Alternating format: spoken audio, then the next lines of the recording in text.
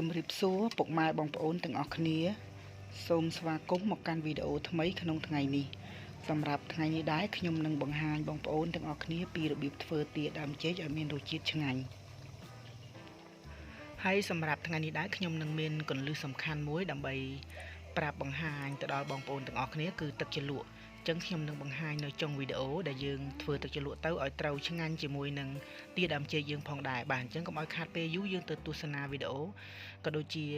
គ្រឿងផ្សំទាំងអស់គ្នាបាទអញ្ចឹងជាដំបូងគឺយើងត្រូវមានជាមួយនឹងទាហើយយើងកាប់មកល្មមមក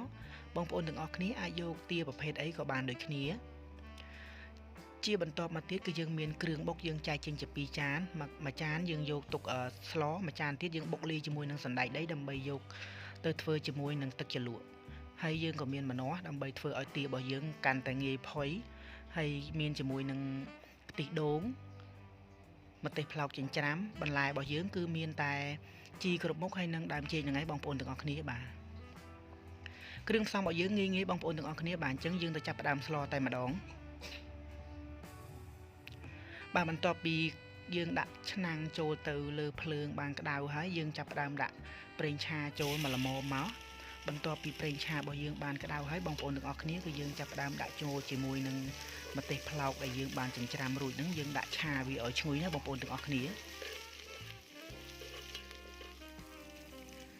បាទអញ្ចឹងបន្ទាប់ពីយើងបានឆាម្ទេសផ្លោករបស់យើងរៀងឈ្ងុយបន្តិចហើយឥឡូវយើងចាប់ផ្ដើមដាក់ចូលជាមួយនឹងគ្រឿងបុករបស់យើងហើយយើងឆាឲ្យឈ្ងុយដូចគ្នាបងប្អូនបាទនៅត្រង់កន្លែងនេះដែរបងប្អូនយើងខ្លះគាត់អត់បានឆាគ្រឿងទេគឺគាត់ដាក់ធ្វើរបៀបរបស់គាត់ផ្សេងនៅពេលគាត់អត់បានឆាគ្រឿងឆាអីម្ទេសឲ្យឆ្អិនអញ្ចឹងគឺធ្វើឲ្យសម្លទារបស់យើងវារៀងស្កាតបងប្អូនទាំងអស់គ្នាដល់ពេលស្កាតទៅយើងពេលដែលយើងហូបទៅគឺវាអត់ឆ្ងាញ់ទេបាទវាធំគ្រឿងវាស្កាតគ្រឿងអីអញ្ចឹងណាហើយអញ្ចឹងបងប្អូនទាំងអស់គ្នាយើងគួរតែយើងឆាគ្រឿងទៅល្អជាងបាទធ្វើឲ្យសម្លរបស់យើងកាន់តែឆ្ងាញ់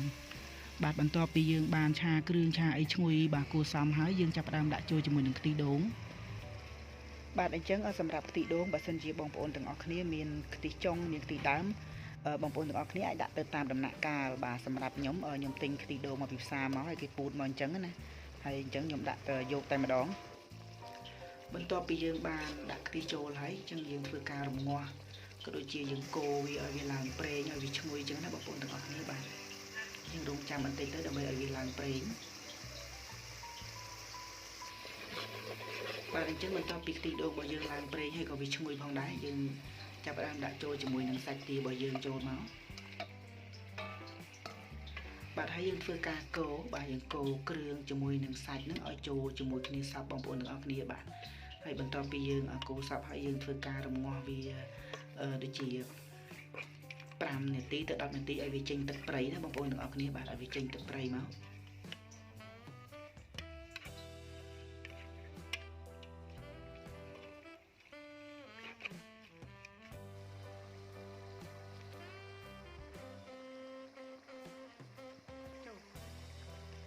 បាទអញ្ចឹងបន្ទាប់ពីយើងបានរំងាស់ឲ្យវាចេញទឹកប្រៃហើយយើងចាប់ផ្ដើមដាក់ចូលជាមួយនឹង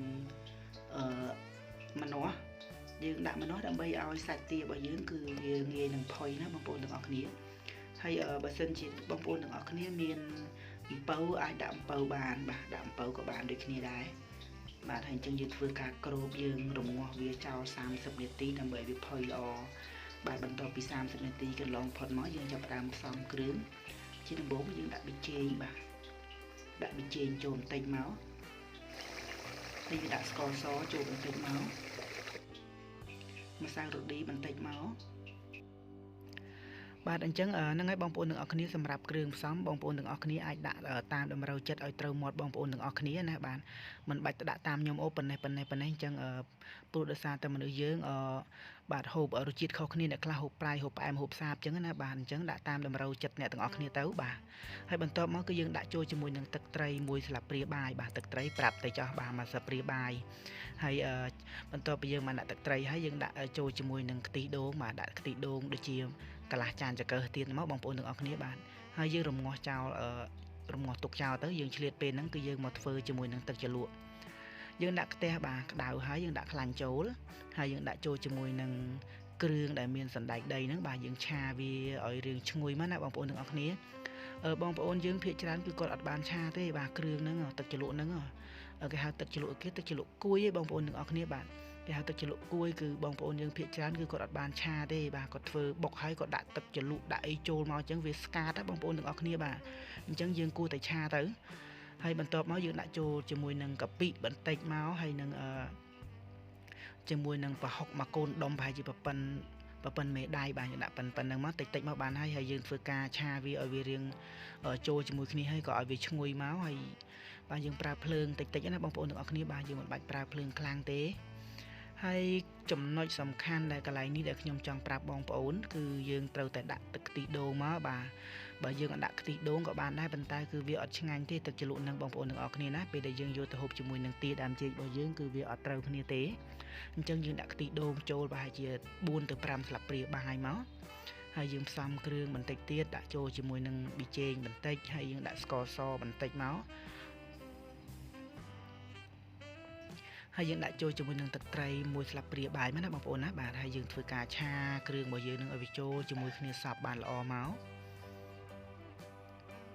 បាទអញ្ចឹងទឹកជ្រលក់របស់យើងបាទបងប្អូនអាចធ្វើបែបនេះគឺឆ្ងាញ់ពិសេសបងប្អូនទាំងអស់គ្នាបាទអាចសាកល្បងធ្វើបាន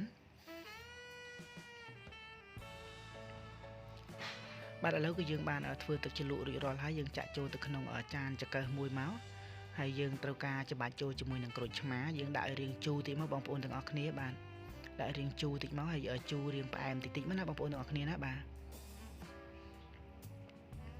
ហើយបងប្អូនទាំងអស់គ្នាអាចហាន់ម្ទេសហាន់អីដាក់ថែមពីលើបានតែខ្ញុំអត់បានដាក់ម្ទេសទេបងប្អូនទាំងអស់គ្នាអាចដាក់ម្ទេសបានហើយជាបន្តមកទៀតគឺយើងយកទឹកសម្លទារបស់យើងបងប្អូនទាំងអស់គ្នាបាទយើងដួសលើវាមកដួសយកទឹកហ្នឹងមកយើងដាក់គោមកល្មមបងប្អូនចូលចិត្តខាប់ក៏ដាក់ខាប់បងប្អូនចូលចិត្តរាវក៏ដាក់រៀងរាវបន្តិចមកណាបាទហើយអញ្ចឹងក៏ទឹកជ្រលក់របស់យើងក៏បានរួចរាល់ហើយដែរបងប្អូនទាំងអស់គ្នាឥឡូវយើងងាកមកមើលទារបស់យើងវិញបាទទារបស់យើងក៏បានឆ្អិនដែរបងប្អូនទាំងអស់គ្នាបាទយើងរយៈពេលយើងស្លហ្នឹងគឺ60នាទីបាទរំងាស់តាំងពីដំបូងរហូតមកដល់ចប់វីដេអូហ្នឹងគឺ60នាទីអញ្ចឹង